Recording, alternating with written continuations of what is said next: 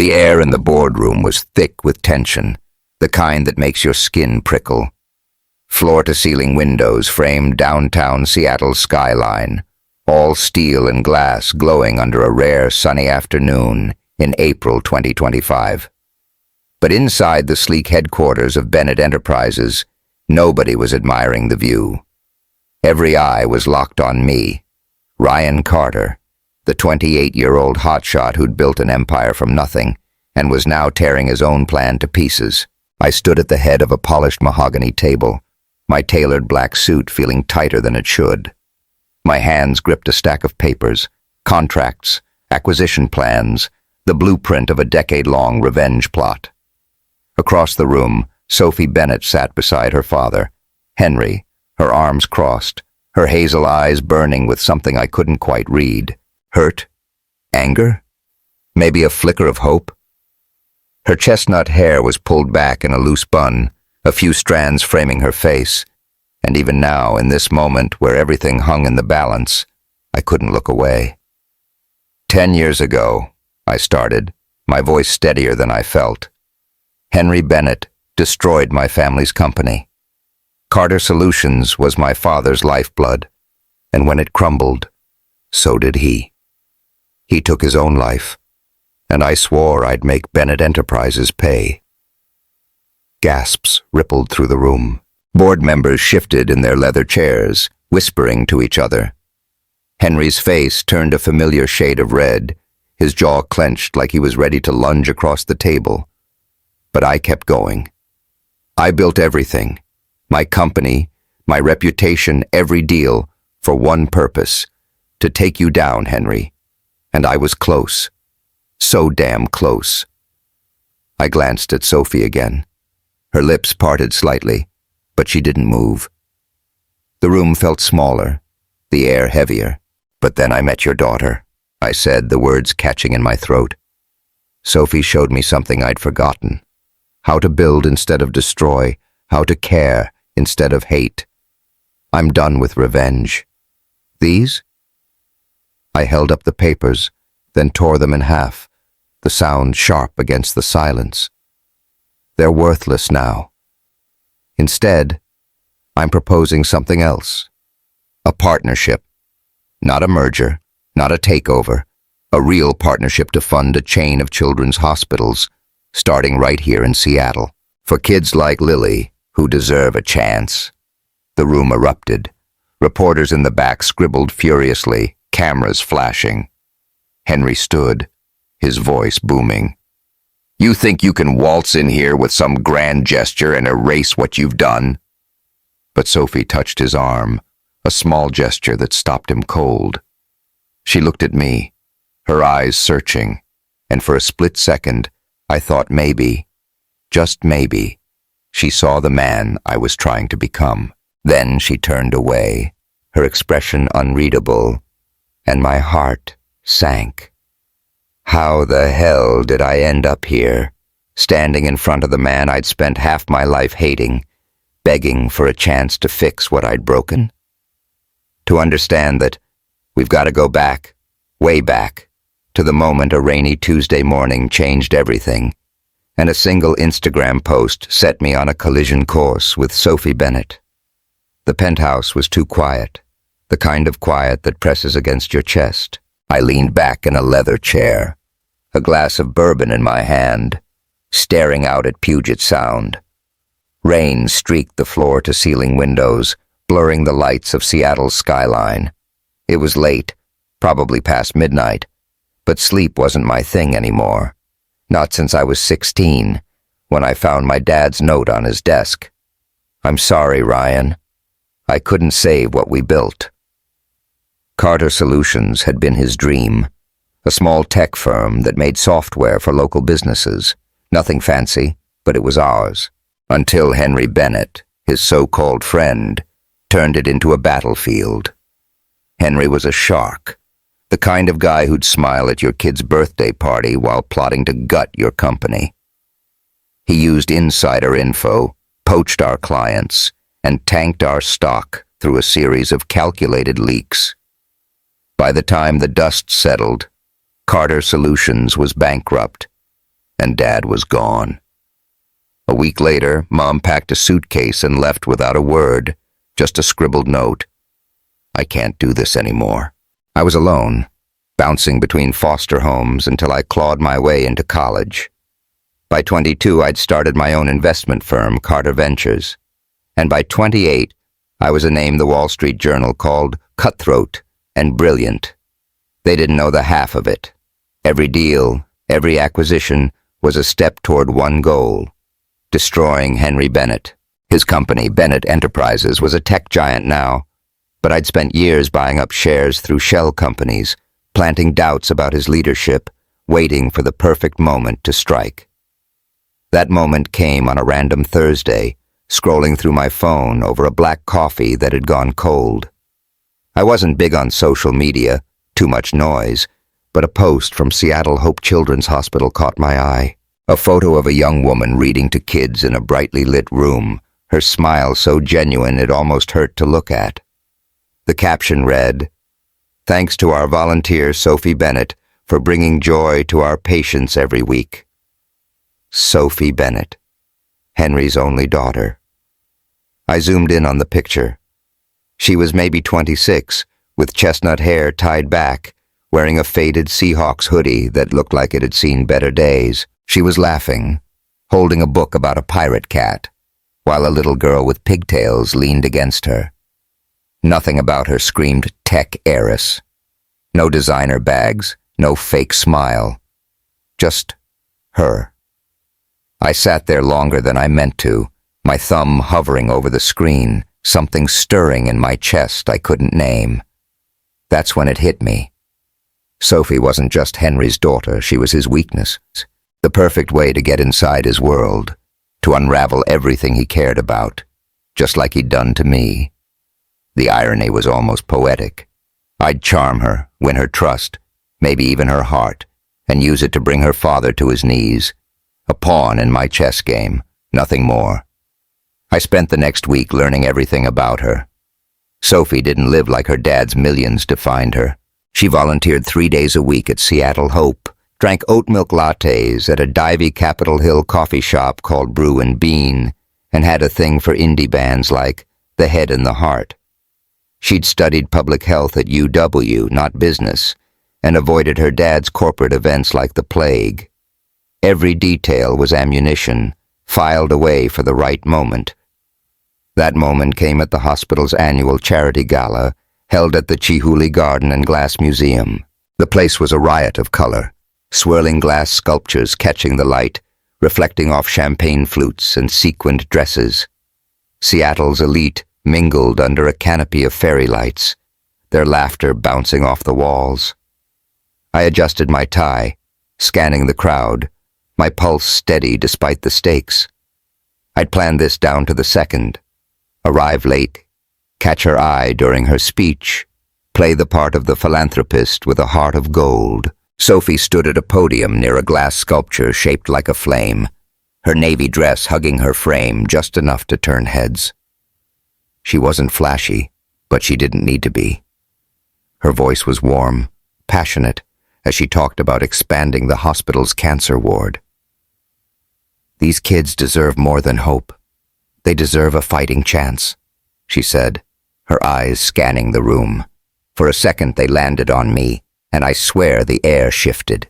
I waited until she stepped off the stage, then made my move, a glass of Pinot Noir in hand. "Hell of a speech," I said, offering a smile I'd practiced in the mirror. "You've got half this room ready to empty their wallets."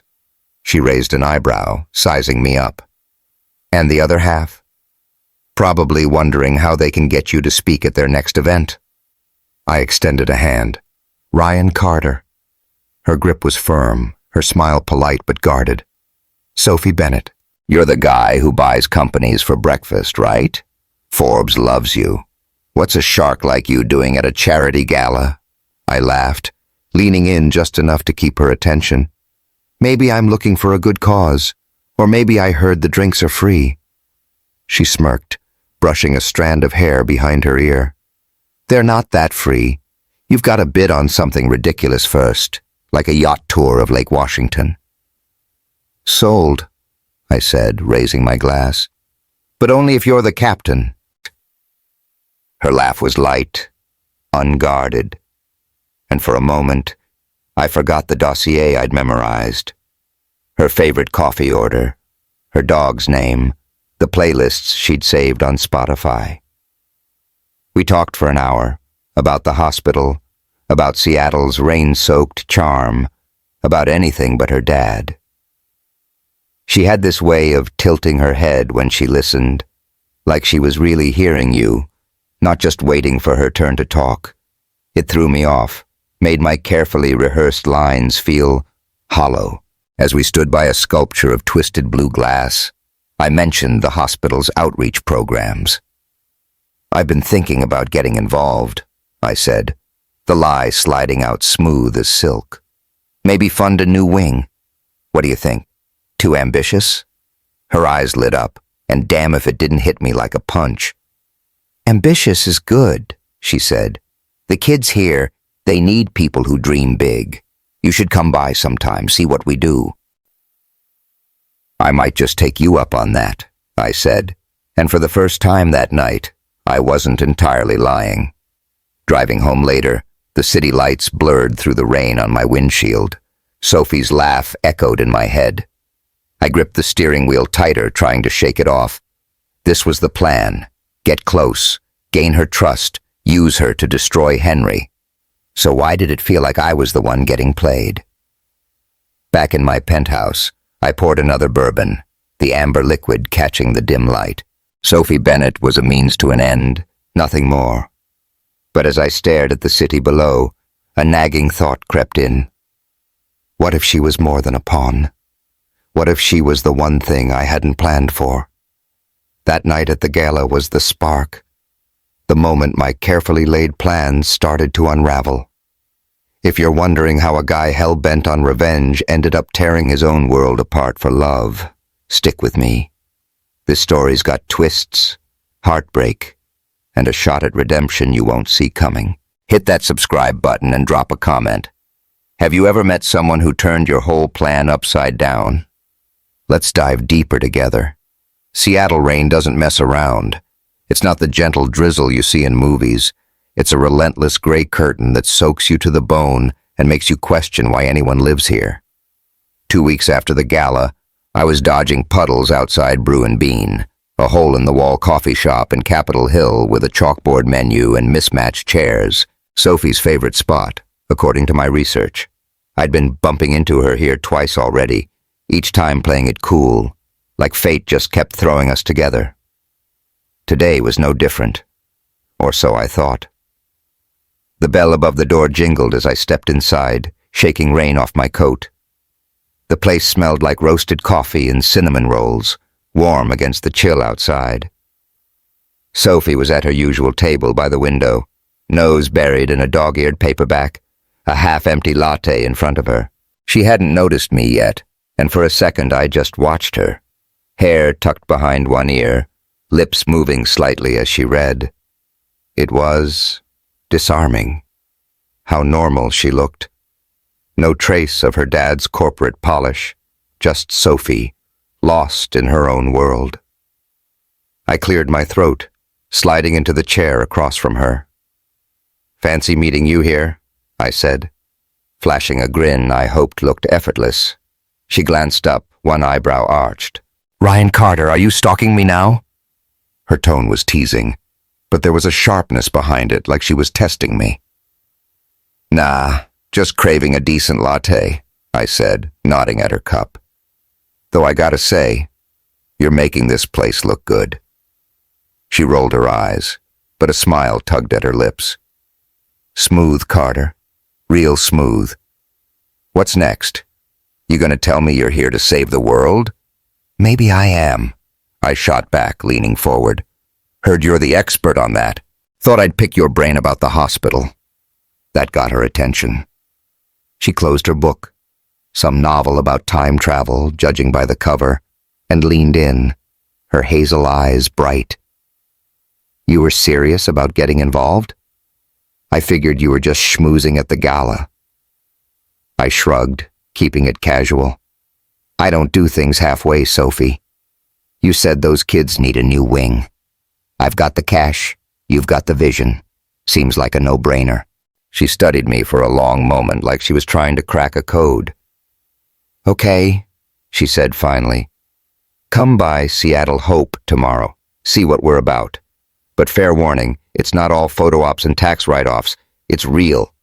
Real's my kind of thing, I lied, my pulse ticking up. Step 1 of the plan, get inside her world. Done. The next morning, I pulled into the parking lot of Seattle Hope Children's Hospital, a squat brick building with a mural of whales and stars splashed across the front. The rain had let up, leaving everything slick and gleaming under a watery sun. I adjusted my tie in the rearview mirror, reminding myself why I was here. Sophie was my way to Henry Bennett. Nothing more. Every smile, every gesture was a move in the game. So why did my stomach twist when I thought about her looking at me like I was someone worth knowing?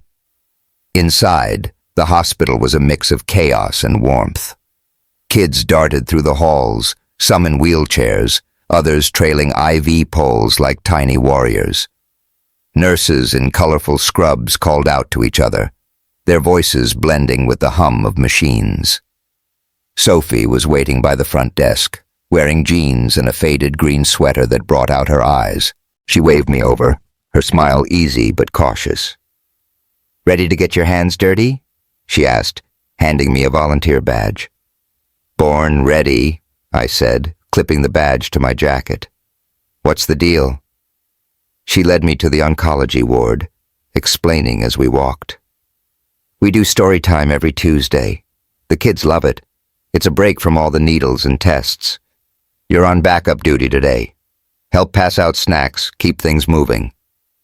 I nodded, half listening, my mind already spinning. This was perfect. Sophie's guard was down, and I'd have plenty of chances to charm her. But as we stepped into the ward, a tiny hurricane in pigtails barreled toward us. "Sophie!" the girl squealed, wrapping her arms around Sophie's legs. She couldn't have been more than 7, with big brown eyes and a bandana covering her bald head. "Hey, Lily!" Sophie crouched down, grinning. "You ready to be our storytime boss today?" Lily nodded, then turned to me, squinting. "Who's the tall guy? He looks like he's going to sell me insurance." I laughed. Couldn't help it. "I'm Ryan," I said, bending down to her level. "And I'm here to make sure you get extra cookies." Lily's face lit up. "Deal. But you gotta read the dragon part. Sophie's dragons sound like kitties." Sophie smirked. "She's not wrong. Come on, let's get started." For the next hour, I was swept into a world I hadn't expected. Sophie read a book about a knight and a dragon, doing voices for every character while Lily and a dozen other kids hung on her every word. I passed out juice boxes and graham crackers, trying to focus on my plan, smile at Sophie, make her laugh, build trust. But every time Lily giggled or Sophie glanced my way, something shifted inside me, like a gear slipping out of place. After story time, Lily tugged my sleeve. "Draw with me," she demanded, shoving a crayon into my hand. I hesitated. Drawing wasn't in the playbook, but Sophie was watching. So I sat cross-legged on the floor, sketching a lopsided dragon while Lily critiqued my work. "His wings are all wrong," she said, scribbling over my drawing. "You're funny, Mr. Ryan. Why do you always look so serious?" I froze, her words hitting harder than they should have. "Guess I forgot how to have fun, kid," I said, forcing a smile. Sophie overheard, her expression softening. "Stick around, Lily'll fix that," she said. And damn if her voice didn't make my chest tighten. As we left the ward, Sophie bumped my shoulder. "Not bad for a rookie. You're good with her." "Just following your lead," I said. But the truth was, I hadn't been acting. Not entirely. That night I was back in my penthouse, the city lights flickering through the rain-streaked windows. I should have been celebrating. Sophie was warming up to me, exactly as planned. Instead, I kept replaying Lily's laugh, Sophie's smile, The way the hospital smelled like antiseptic and hope. It was messing with my head, and I didn't like it. My phone buzzed, snapping me out of it. Jake Sullivan, my right-hand guy at Carter Ventures, was calling. I answered, pouring a bourbon as his voice crackled through. "Yo, man, we've got a problem," Jake said, his usual laid-back tone edged with worry. "David Klein's sniffing around Bennett Enterprises. Word is he's trying to buy up shares before we do. If he gets a foothold, our whole plan's screwed." I cursed under my breath. Klein was a vulture, another Seattle tech bro with a chip on his shoulder and a knack for smelling blood in the water. "How much does he know?" I asked, pacing. "Not sure, but he's moving fast. We need to lock down those shell companies now, or we're toast." I pinched the bridge of my nose, my mind racing. "Double the buys tomorrow. I don't care what it costs. We can't lose this." "Got it," Jake said. "But, you sure about this Sophie thing? I saw you at the gala, man. Looked like you were actually into her." I laughed, sharp and hollow. "It's a game, Jake. She's a means to an end." "Right," he said, but he didn't sound convinced. "Just don't get in too deep, all right?" I hung up, tossing the phone onto the couch. Jake was wrong. I was in control, always had been. So why did my hand shake as I poured another drink? The next day, I was back at Brew and Bean, this time with a plan to seal the deal. I'd sent Sophie tickets to a concert by the Head and the Heart, her favorite band, with a note. "Heard you like these guys. Up for a night out?" It was bold, but calculated. Music was her weakness, and I needed her to say yes. She was at her usual table, sipping a latte when I walked in. "So," I said, sliding into the chair across from her, "you get my gift?" She held up the tickets, her expression unreadable. "Pretty slick move, Carter. What's the catch?" "No catch," I said, leaning back. "Just thought you could use a break. You work harder than anyone I know." She tilted her head, studying me. "You're persistent, I'll give you that. But I don't date guys who think they can buy me." My stomach dropped, but I kept my cool. "Not trying to buy you, Sophie. Just trying to know you." She didn't answer right away, just sipped her coffee, her eyes locked on mine. Finally she said, "Okay, one concert. But if you're a creep, I'm out." I grinned, relief flooding me. "Deal. I'll even let you pick the food truck after." She laughed, and for a moment, everything felt easy, too easy. That afternoon, I stopped by Seattle Hope again, telling myself it was to keep up appearances. But when I saw Sophie in the cafeteria, talking to a woman in scrubs, my plan took a hit. The woman, short, with dark curls and a no-nonsense vibe, glared at me like I'd stolen her lunch. "Ryan, this is Emma Torres," Sophie said, gesturing. "Best pediatrician in Seattle and my personal bodyguard." Emma didn't smile. "Heard a lot about you, Carter," she said, her voice clipped. "Big shot, huh?" "Just a guy trying to help," I said, keeping my tone light. "Uh-huh," Emma said, crossing her arms. "Sophie's got a big heart. Don't mess with it." The warning hung in the air, sharp and clear. Sophie laughed it off, but Emma's eyes didn't leave mine. As they walked away, I heard Emma mutter, "He's too perfect, Soph. Guys like that always want something." I stood there, my jaw tight, the cafeteria's fluorescent lights buzzing overhead. Emma was trouble. She saw through me, and if I wasn't careful, she'd blow everything. But as I watched Sophie disappear down the hall, her laugh echoing back, a different kind of fear crept in. What if she was starting to matter? What if this wasn't just a game anymore? Back at my office, I stared at a wall of monitors tracking Bennett Enterprises stock. Jake was right. Klein was circling, and time was running out. I needed to move faster, lock Sophie in, get to Henry. But every time I closed my eyes, I saw Lily's crayon dragon, Sophie's smile, Emma's warning. The plan was cracking, and I was the one breaking it. Seattle's rain had a way of sneaking up on you, turning a clear morning into a soggy mess by noon. I was starting to get why locals carried hoodies like armor. 3 weeks after my last coffee shop run-in with Sophie, I was driving through Capitol Hill, wipers slapping against the windshield, my mind a tangle of plans and doubts. The concert tickets had worked. Sophie had said yes, and we'd spent a night laughing over tacos from a food truck, her singing along to the head and the heart under a sky full of stars. It should have felt like a win, another step toward breaking Henry Bennett. So why did it feel like I was the one losing ground? I pulled into the parking lot of Brew and Bean, the coffee shop's neon sign flickering through the drizzle. Sophie had texted me to meet her here, a last-minute thing that threw me off. She wasn't the type to send random invites, and part of me, the part that had spent a decade building walls, braced for a trap. Emma's warning from the hospital still echoed in my head. Don't mess with her heart. I shook it off, grabbing my jacket. This was the game, and I was still calling the shots. Inside, the place was packed, the air thick with the smell of espresso and wet coats. Sophie was at a corner table, her green sweater swapped for a flannel shirt that looked like it belonged in a thrift store. She was scribbling in a notebook, her brow furrowed, oblivious to the chatter around her. I slid into the seat across from her, tossing my keys on the table. "Working on your bestseller?" I asked, nodding at the notebook.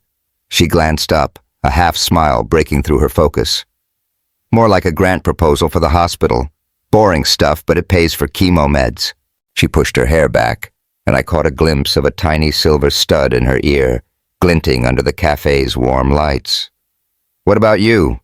Saving the world one deal at a time?"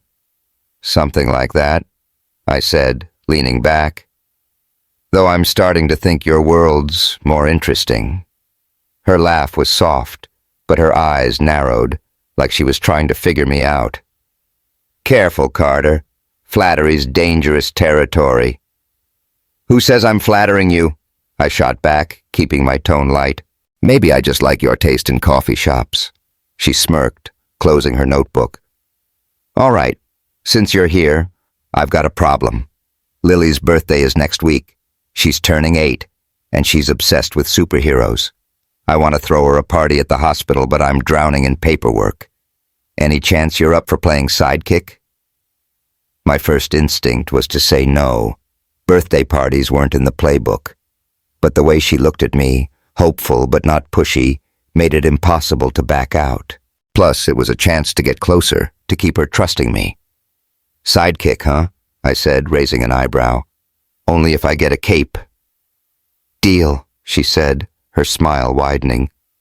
"But no tights. You'd scare the kids."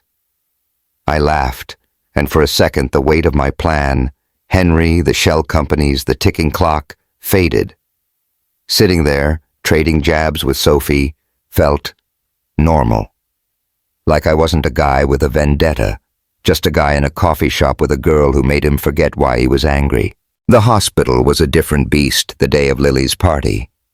The oncology ward had been transformed into a superhero headquarters, with streamers taped to the walls and a banner that read, "Happy 8th birthday, Super Lily." Kids in Spider-Man masks and Wonder Woman capes darted around, their laughter cutting through the usual hum of monitors. I'd shown up early, hauling a box of decorations Sophie had roped me into buying, cape kits, plastic shields, the works. It was supposed to be a calculated move, a way to look good in her eyes. But as I taped up a Batman poster, Lily barreled into me, her bandana swapped for a glittery crown. "Mr. Ryan," she squealed, hugging my legs. "You got the shields! You're the best!" I crouched down, grinning despite myself. "Only the best for the birthday, boss. You picking your superhero name yet?" She tapped her chin, serious as a judge. "Captain Sparkle. 'Cause I'm gonna shine even when I'm sick." My throat tightened, and I ruffled her crown. "Captain Sparkle it is. Save me a dance later, okay? She giggled, running off to ambush a nurse with a foam sword. I stood up, catching Sophie's eye across the room. She was setting out cupcakes, her flannel sleeves rolled up, a streak of frosting on her cheek. She mouthed, "Thank you." And something in my chest shifted, like a crack spreading through ice. This wasn't supposed to feel real. The party was chaos in the best way. Sophie led a game of Save the City, where the kids teamed up to rescue stuffed animals from a pretend villain. I got dragged into playing the bad guy, complete with a terrible evil laugh that had Lily in stitches. When Sophie handed me a cupcake, her fingers brushed mine, and the room felt smaller, the noise fading until it was just her smile and the faint scent of her shampoo, something like lavender and rain. "You're not half bad at this," she said, wiping frosting off her cheek. "I was worried you'd show up in a suit and scare everyone." I smirked, licking icing off my thumb. "Give me some credit. I can slum it with the best of 'em." She laughed, her eyes crinkling, and for a moment, I forgot the dossier on my desk, the emails from Jake about stock buys, the whole damn plan. I was just Ryan, standing in a room full of kids, with a girl who made me want to be someone else. Then Lily grabbed my hand, pulling me into a dance circle. Sophie joined us, spinning Lily until she squealed, and when our hands brushed again, Sophie didn't pull away. The music, a cheesy pop song about flying, blared through a portable speaker, and I let myself get lost in it, laughing harder than I had in years.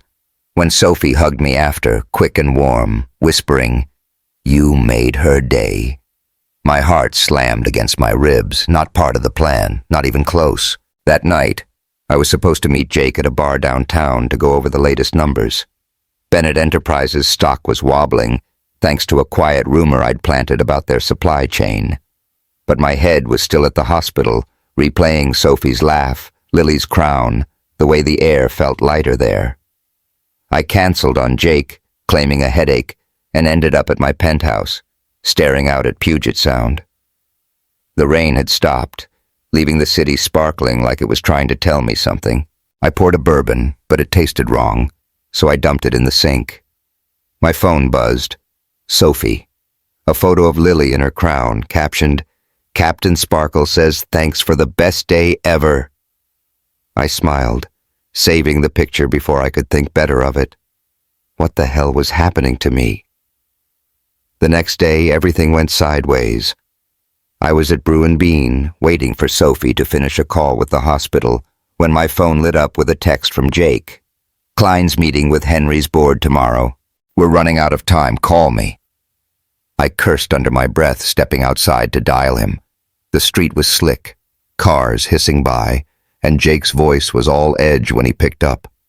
"He's offering them a merger," Jake said. "If Klein locks this down, our shares are worthless. You gotta move on, Sophie, man. Get her to lean on Henry, shake things up." "I'm working on it," I snapped, my stomach twisting. "Just keep Klein off our back." "Work faster," Jake said. "This is your shot, Ryan. Don't screw it up." I hung up, my breath fogging in the chilly air. Jake was right. I needed to push harder, get Sophie to trust me completely. But every time I pictured her, it wasn't Henry's downfall I saw. It was her smile, her hand in mine, the way she made me feel like I could be more than a guy with a grudge. When I walked back inside, Sophie was off the phone, her expression stormy. "Everything okay?" I asked, sliding into the seat across from her. She sighed, rubbing her temples. My dad. He wants me at some board dinner tomorrow, says it's family duty. I'd rather get a root canal." I seized the opening, keeping my voice casual. "Sounds like he's got you on a leash. You ever tell him to back off?" She snorted. "You try telling Henry Bennett anything. He's got this idea I'll take over his empire someday, like I care about his tech nonsense." She paused, her eyes meeting mine. "You get it, right? Wanting to be your own person?" I nodded, my throat tight. "Yeah, more than you know." That night, Things exploded. Sophie texted me late, her message short. Need to talk. Can you meet me? I drove to her place. A cozy apartment near Lake Washington, the kind with string lights on the balcony and a bike chained out front. She opened the door in sweats, her hair a mess, her eyes red like she'd been crying. My dad lost it, she said, letting me in. The living room was warm, cluttered with books and plants, a stark contrast to my sterile penthouse. He found out I skipped his last event for the hospital, said I'm throwing away his legacy for some charity nonsense. Then he brought you up. My stomach dropped. Me? She nodded, pacing.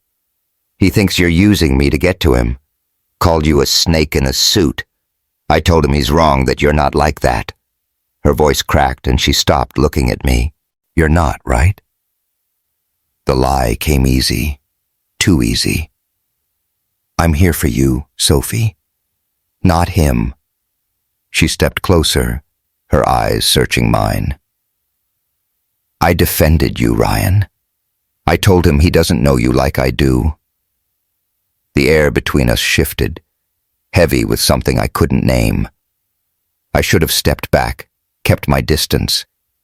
But her closeness, the lavender scent of her, the way her breath hitched, pulled me in. You don't need his approval, I said, my voice low. You're more than his daughter, Soph. You. Her lips parted, and before I could think, she closed the gap, her hands on my chest, her mouth on mine. The kiss was fire, desperate, raw, like she was pouring everything into it. My hands found her waist, pulling her closer, and for a moment, nothing else existed. No plan, no revenge, just her. But she pulled back, her eyes wide, like she'd startled herself. I need to know this is real, she whispered, stepping away. I can't do this if it's not.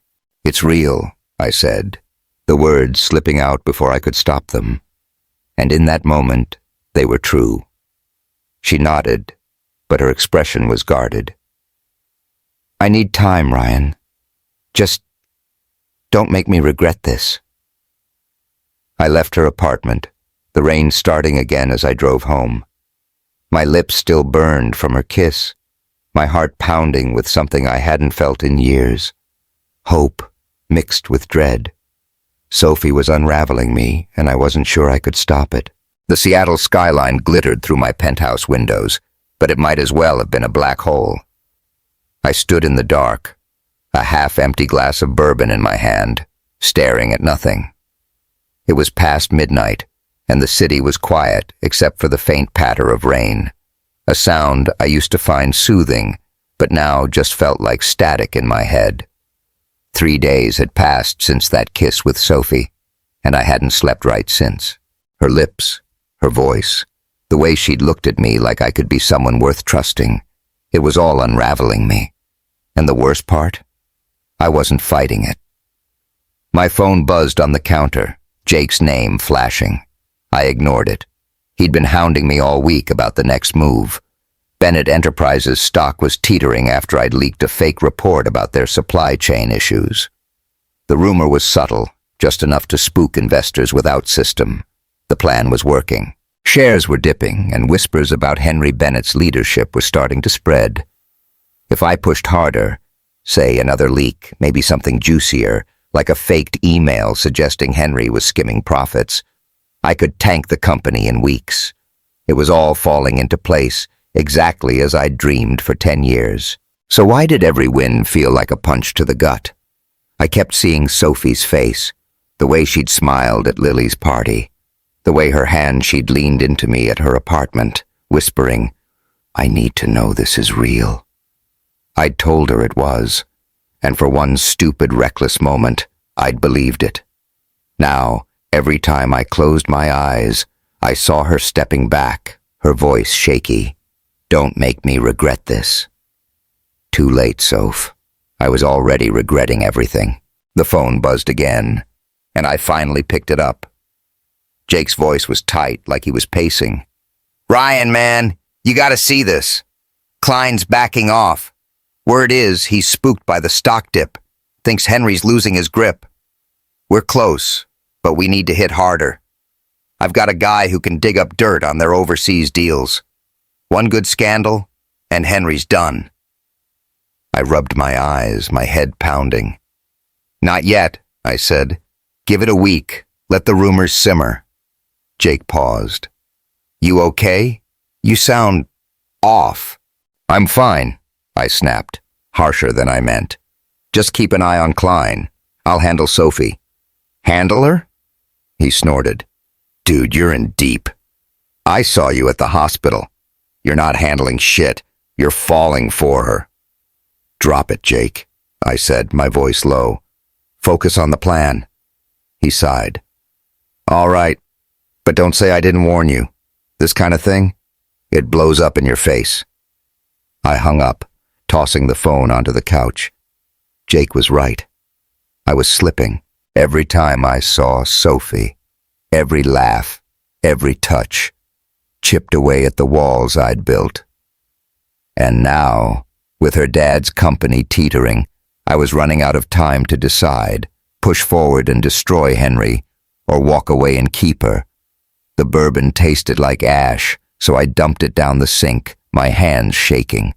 What the hell was I doing? The next morning, I was at Seattle Hope, helping Sophie set up for a fundraising booth in the hospital lobby. It was small stuff, handing out flyers, chatting up donors. But she'd asked me to come, and I couldn't say no.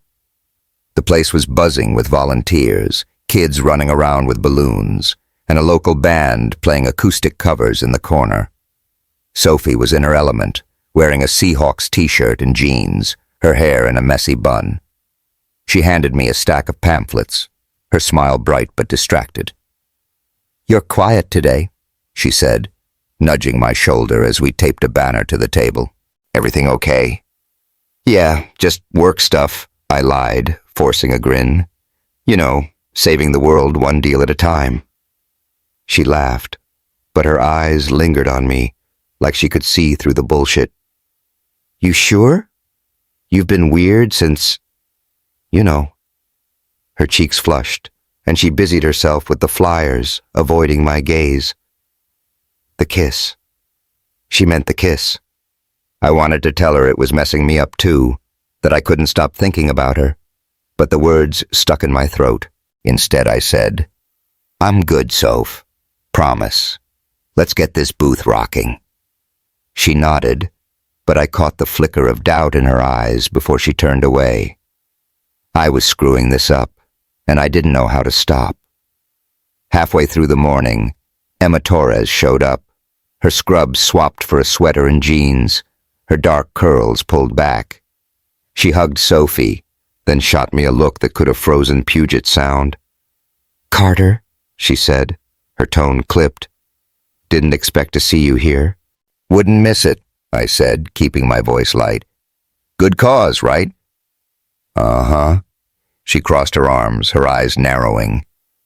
You're full of surprises. Sophie rolled her eyes, stepping between us. Em, chill. Ryan's been a huge help. Give him a break. Emma didn't budge. Just looking out for you, Soph. Some people aren't what they seem. The air shifted, heavy with unspoken accusations. I held her gaze, my pulse ticking up. Emma was trouble. She'd been sniffing around since day one, and if she dug too deep, she'd find something. I needed to redirect, fast. Hey, Lily's here, I said, spotting the kid bouncing toward us with a balloon shaped like a star. Captain Sparkle, you stealing the show yet? Lily grinned, hugging Sophie's legs. Mr. Ryan, I got a new cape, look! She spun, showing off a glittery purple cape with a felt star stitched on the back. Best superhero in Seattle, I said, crouching to high-five her. You saving us a spot at the cookie table? She giggled, dragging Sophie off to see the snacks, leaving me with Emma. The second they were out of earshot, she stepped closer, her voice low. I don't know what your deal is, Carter, But I'm watching you. Sophie's like my sister, and if you hurt her, I'll make you regret it. I met her stare, my jaw tight. I'm not the bad guy here, Emma. We'll see, she said, turning away. We'll see. The rest of the day was a blur, smiling for photos, shaking hands with donors, pretending everything was fine. But Emma's words gnawed at me, and Sophie's glances didn't help. She was pulling back, I could feel it, and every time our hands brushed or our eyes met, it was like a jolt I couldn't shake. By the time we wrapped up, I was a mess, my head screaming to get out while my heart begged to stay. I offered to drive Sophie home, and she said yes. But the car ride was quiet, the radio filling the gaps with some indie song about losing yourself. When we pulled up to her apartment, she didn't get out right away, just sat there, twisting a ring on her finger, a cheap silver thing, nothing like her dad's money would buy. Ryan, she said finally, her voice soft, can I ask you something? My stomach nodded. Anything. Why'd you really show up at the gala? I mean, you're not exactly the charity type, and don't give me that free drinks line. I gripped the steering wheel, my knuckles white. This was it. The moment to lie clean or come clean. But before I could answer, her phone buzzed. She glanced at it, her face paling as she read the screen. Sophie? I said, leaning closer. What's wrong? She didn't answer, just kept scrolling, her hands shaking. Then she looked at me, her eyes wide with something worse than anger. Betrayal. Emma sent me this, she whispered, holding up her phone.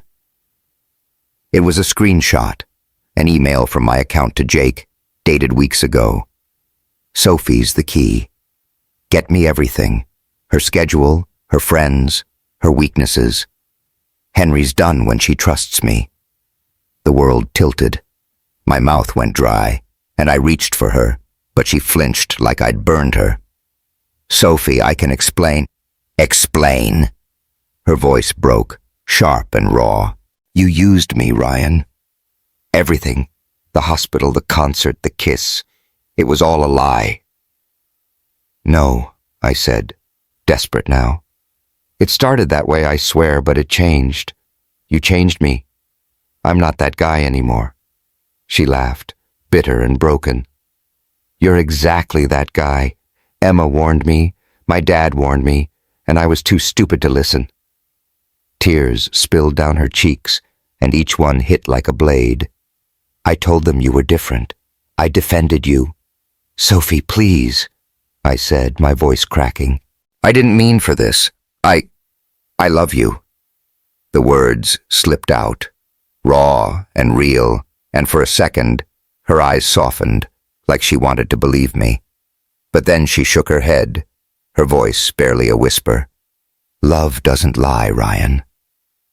She got out, slamming the door, and I sat there frozen, as she disappeared into her building.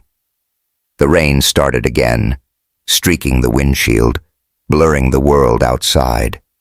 My phone buzzed. Jake, probably with more news about the stock, but I didn't answer. I couldn't. All I could see was Sophie's face, the way she'd looked at me like I'd shattered her. I don't know how long I sat there, the engine idling, the radio looping some sad song about falling apart.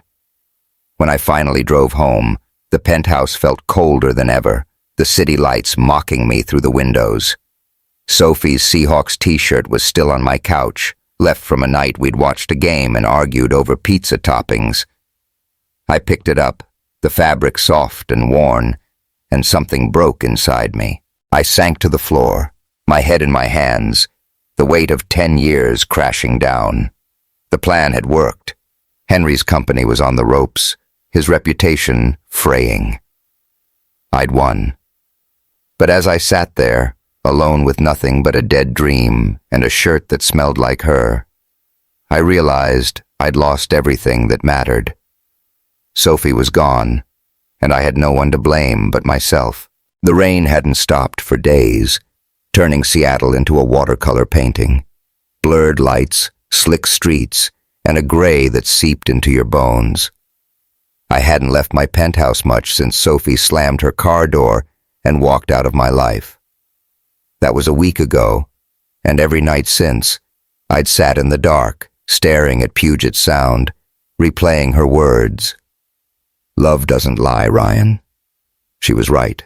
I'd built a castle of lies, and now it was crumbling, leaving me with nothing but the truth I'd been too scared to face.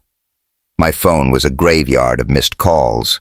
Jake, mostly, probably freaking out about the stock buys, and a few from my assistant, wondering why I'd blown off 3 meetings. I didn't care. The plan, Henry Bennett's downfall, the thing I'd lived for, was still within reach. One call to Jake, one more leak, and Bennett Enterprises would be mine to dismantle. But every time I reached for the phone, I saw Sophie's face, her eyes red with tears, and my hand froze. What was the point of winning if it cost me her? I was halfway through a bottle of bourbon, not drinking, just holding it, when a text buzzed through. Not Jake, not Sophie, but a photo from an unknown number. It was Lily, the kid from Seattle Hope, grinning in her glittery cape, holding a drawing of a stick-figure superhero labeled Mr. Ryan. The message read, "Lily wanted you to have this. She says you make her smile. Nurse Amy." I stared at the picture, my throat tightening. Lily, with her big eyes and bigger heart, who called me funny even when I was a mess. I saved the photo, then grabbed my coat. I needed air, or answers, or something I couldn't name. Before I knew it, I was driving to the hospital, the city a blur of neon and rain. Seattle Hope was quieter at night, the lobby lit by soft lamps, the whale mural glowing faintly on the wall. I didn't know why I was here. Maybe to feel closer to Sophie, maybe to remember who I was before the lies. I found Lily's ward, the hallway empty except for a nurse checking charts. She waved me in, no questions asked, like I belonged. Lily was awake, propped up in bed with a stack of coloring books. Her bandana was purple tonight, matching her cape, and she lit up when she saw me. "Mr. Ryan," she whispered, loud as a kid could manage without waking the others. "You got my picture?" "Yeah, Captain Sparkle," I said, pulling a chair to her bedside. "It's awesome. You're going to be a famous artist someday." She giggled, then got serious, her little brow furrowing. "Why do you look sad? Did you lose your superhero powers?" I laughed, the sound rough in my throat. "Maybe. Got any tips for getting 'em back?" She tapped her chin, mimicking a professor. "Sophie says everybody deserves a second chance, even when they mess up big time. You just gotta say sorry and mean it." Her words hit like a freight train. I leaned back, staring at the ceiling tiles, Lily's voice echoing Sophie's from weeks ago. "You have a good heart, Ryan." Had I ever had one? Or had I buried it with my dad's note, with my mom's goodbye, with 10 years of hate? "Lily," I said, my voice low, "you're smarter than most grown-ups I know." She grinned, handing me a crayon. "Draw with me. It makes everything better." So I did, sketching a goofy superhero with a cape like hers, while she chattered about saving the world. For an hour, I wasn't Ryan Carter, the guy who'd burned every bridge. I was just a guy making a kid laugh, and it felt like breathing again. When I left, the nurse, Amy, I guessed, stopped me. "You're good with her," she said, smiling. "Sophie always said you had a knack for this place." I froze, the mention of Sophie like a knife twist. "She talk about me much?" I asked, casual as I could manage. Amy shrugged.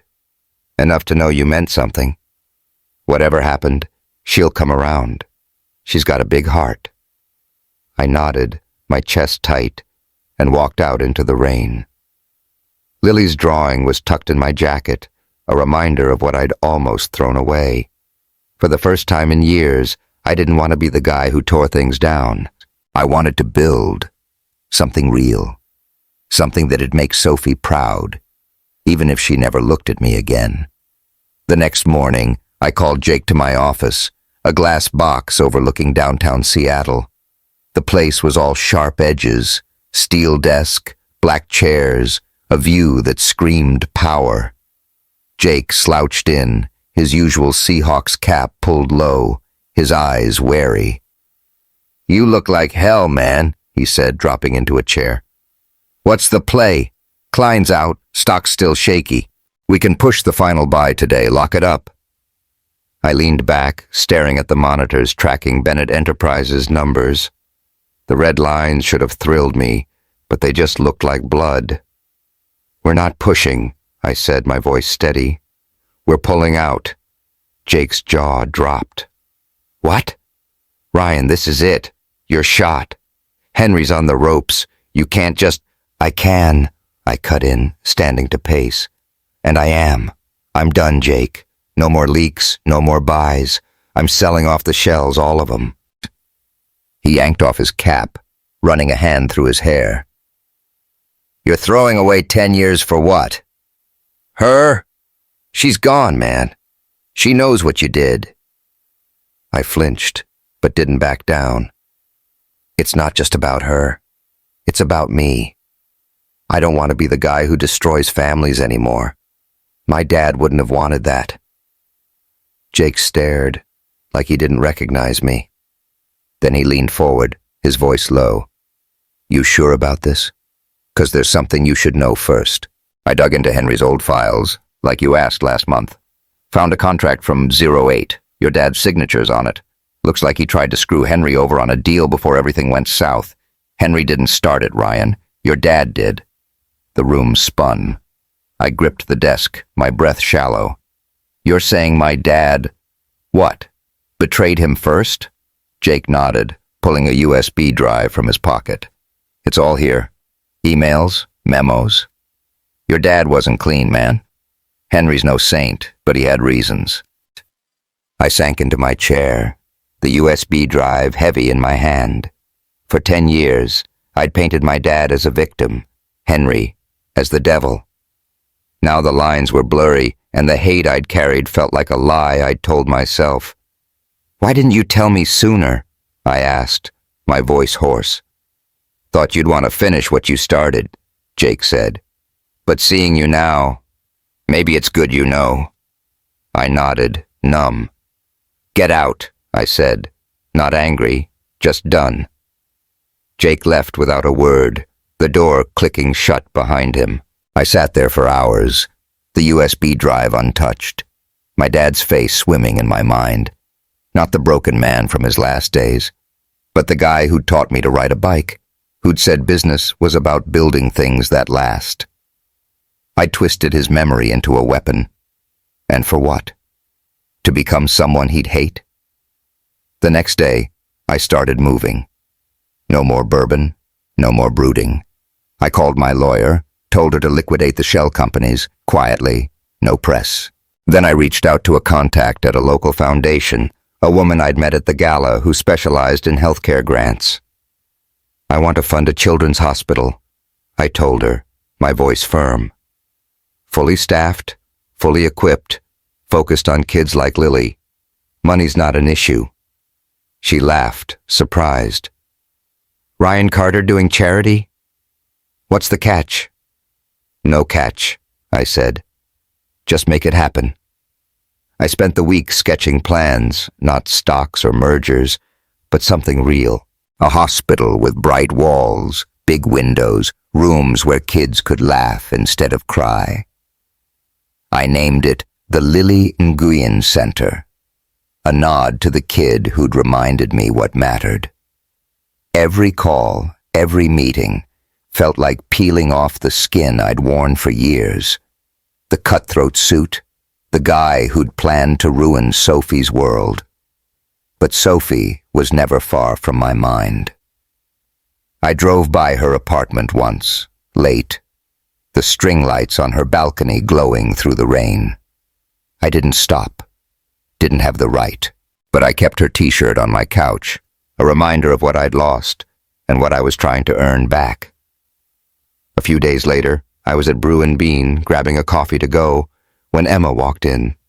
I braced myself, expecting a glare, but she just stood there, arms crossed, her expression softer than usual. "Heard you're funding a hospital," she said, no preamble. Lily's name on it and everything. I nodded, stirring my coffee, waiting for the punch.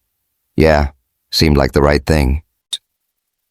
She studied me, her eyes searching. "Sophie doesn't know yet. She's still hurt, Ryan. Bad. But she'd be proud of this, even if she won't admit it." My chest ached, but I kept my face neutral. I didn't do it for her, not entirely. Emma raised an eyebrow, a ghost of a smile tugging at her lips. "Sure, Carter. Keep telling yourself that." She turned to leave, then paused. "Don't give up on her.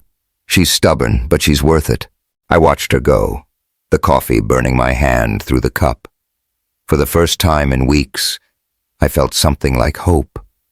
Not for forgiveness, not yet, but for the chance to be someone Sophie wouldn't hate. Someone I wouldn't hate.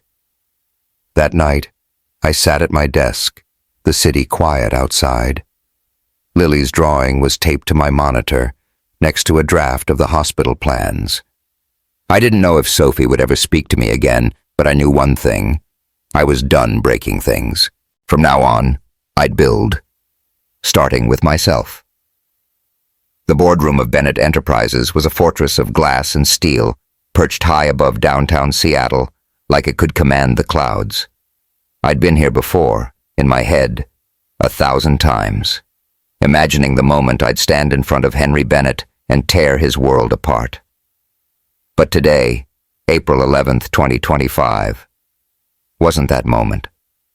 Today I was here to tear down something else, the walls I'd built around myself for 10 years. The room buzzed with tension, the kind that makes your skin hum. Mahogany table, leather chairs, a wall of screens flickering with stock charts. The board members, suits with sharp eyes and sharper tongues, watched me like hawks. Henry sat at the head, his face a mask of barely contained rage. His tie knotted so tight, it looked like it was choking him.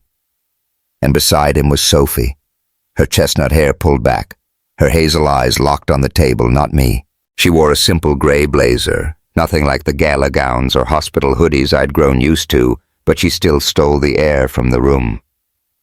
I gripped the edge of my podium, my heart pounding, and started speaking. 10 years ago, I said, my voice echoing off the glass. Henry Bennett destroyed my family's company. Carter Solutions was my dad's dream, and when it went under, he did too. He took his own life, and I swore I'd make you pay, Henry.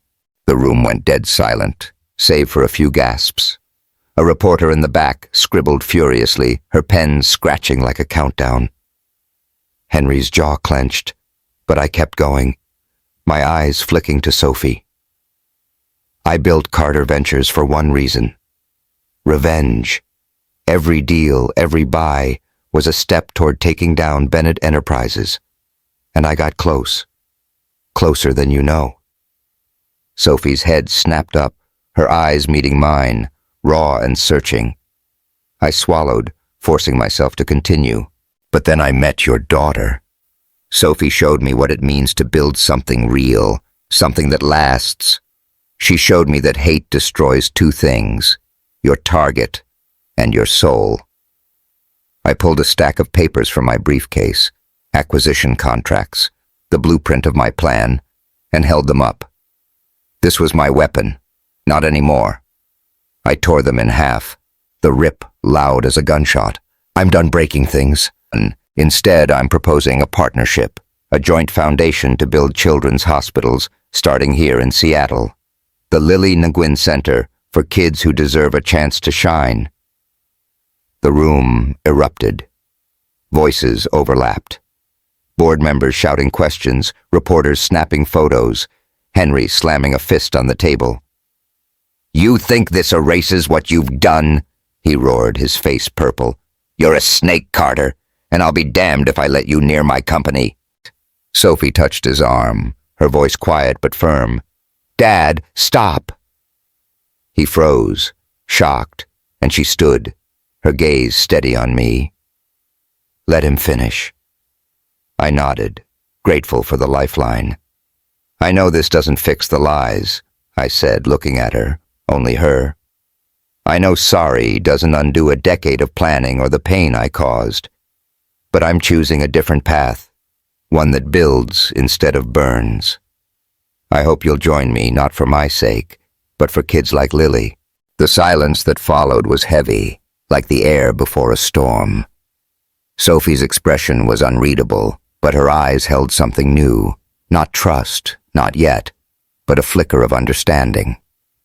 Henry sat back, deflated, and the board members exchanged glances, some nodding, others whispering. I stepped away from the podium, my legs shaky, and left the room without looking back. Whatever happened next wasn't up to me anymore. Outside, the Seattle rain had paused, leaving the city glistening under a pale sun. I leaned against my car, the cold metal grounding me, and let out a breath I'd been holding for years. I'd done it, laid my truth bare, burned my bridges, and offered something better. It didn't erase the past, but it felt like a start. My phone buzzed. A text from Jake. "Heard you went rogue. Ballsy move. Call me if you're not dead." I smirked, pocketing it. Jake would come around or he wouldn't. I was done chasing ghosts. A week later, I was at my office, a smaller space I'd rented after selling half my assets to fund the hospital. No more glass fortress, just a desk, a coffee maker, and a window overlooking Capitol Hill. I was sketching plans for the Lily Nguyen Center. Bright rooms, a garden for kids to play in. When the door opened, I looked up, and my heart stopped. Sophie. She stood there, in jeans and a flannel shirt, her arms crossed like she wasn't sure she should be here. "Heard you're making waves," she said, her voice soft but guarded. "Lily's name on a hospital? That's big." I stood, my hands fidgeting. "Yeah, well, she's a big deal. Deserves it." She nodded, stepping inside, her eyes scanning the blueprints on my desk. "Emma told me what you're doing. Said you're not half bad when you're not lying to everyone." I laughed, the sound shaky. "High praise from Emma. I'll take it." Sophie didn't smile, but her shoulders relaxed, just a fraction. "I'm still mad, Ryan," she said, her voice low. "You broke my heart. You broke me. I don't know if I can trust you again. Not after everything." I nodded, my throat tight. "I know. I don't deserve your trust, Soph, but I'm trying to be someone who might. Someday." She looked at me then, really looked, her eyes searching mine like they had that night in her apartment before it all fell apart. "The hospital," she said, tapping the blueprints. "It's real, isn't it? Not a stunt?" "As real as it gets," I said. "No strings, no games, just something I want to do. For Lily, for you, for me." She bit her lip, her fingers tracing the edge of a drawing. A kid's room with star-shaped lights. "I want in," she said finally. "Not because of you, but because it's right. Those kids need this, and I know how to make it work." My chest loosened, like I'd been holding my breath for days. "You're in," I said. "Whatever you want, however you want it." She held up a hand, stopping me. "This isn't a promise, Ryan. It's a start. You've got a lot to prove, not with money or grand gestures, but with time, real time." "I know," I said, meeting her gaze. "I've got nothing but time." She nodded, a small, cautious nod, and turned to leave. At the door, she paused, glancing back. "Don't screw this up, Carter," she said, a ghost of a smile tugging at her lips. "Lily's counting on you." I grinned, despite myself. Wouldn't dream of it, Bennett. The door clicked shut, and I sank into my chair, the blueprints blurring as my eyes stung. It wasn't forgiveness, not yet. But it was a crack in the wall, a chance to build something new, brick by brick. 2 weeks later, I was back at Seattle Hope, the oncology ward buzzing with its usual mix of chaos and hope. Sophie had called me about a storytelling event for the kids, a small thing to keep their spirits up. I'd said yes before she finished asking, not because it was smart, but because it was her. The room was packed with kids, some in wheelchairs, others curled up with stuffed animals. Lily was front and center, her purple cape swapped for a new one, blue, with a glittery moon. Sophie was at a makeshift podium, reading a book about a talking octopus, her voices making the kids giggle. I stood in the back, passing out cookies, watching her light up the room like she always did. When she finished, Lily dragged us both into a game of superhero tag, where the kids chased us with foam swords. Sophie laughed, dodging a particularly fierce 5-year-old, and when our eyes met, there was a warmth there, fragile, but real. We didn't talk about the boardroom, or the lies, or the kiss, just ran around like idiots, letting the kids win. After, we sat with Lily, coloring a giant mural of a city full of superheroes. She handed me a crayon, her eyes serious. "You and Sophie are my team," she said, "like Batman and Robin, but with better capes." I glanced at Sophie, who smirked, her cheeks pink. "Hear that, Robin?" she said. "Better step up your game." "Only if you keep up, Batman," I shot back, and her laugh hit me like sunlight. When the kids started yawning, we cleaned up, the ward quieting as parents and nurses took over. Sophie and I ended up outside, leaning against a bench, the hospital's mural glowing under the streetlights. The rain had stopped, and the air smelled clean, like new beginnings. "You did good today," she said, her voice soft. "The kids love you." "They love you more," I said, nudging her shoulder. "I'm just the cookie guy." She smiled, but it faded fast. "I saw the news. The board's considering your proposal. My dad's pissed, but he's listening. That's something." I nodded, my hands in my pockets. "It's a start." She turned to face me, her eyes steady. "Why'd you do it, Ryan? Really?" I took a breath, the truth easier now. "Because I was tired of being the guy who breaks things. Because Lily deserves better, and so do you. Because I want to be someone you could look at without hating." She didn't answer right away, just looked at me, the city humming around us. Then she said, "I don't hate you. I don't know what I feel, but it's not hate." It wasn't much, but it was enough. I nodded, letting the words settle, and we stood there, the night wrapping us in something like peace. Later, I drove to Lake Washington, parking near a quiet stretch where the water lapped at the shore. I pulled Lily's drawing from my glove box, stick figure me, cape and all, and smiled. The city sparkled across the lake, and for the first time in years, I didn't feel like I was running from something. I was building, slowly, messily, but building. Sophie's words echoed. "It's a start." That's what this was. Not an end, not a win, just a chance to be better. And I'd take it, one day at a time. Life's funny like that. You spend years chasing revenge, thinking it'll fix you, only to find it's the letting go that does. If there's one thing I've learned, it's this.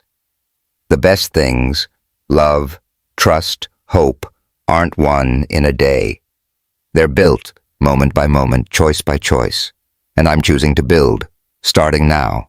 Thanks for sticking with me through this wild ride of lies, love, and second chances. If Sophie and Ryan's story hit you in the feels, hit that subscribe button and drop a comment. Have you ever had to rebuild trust with someone?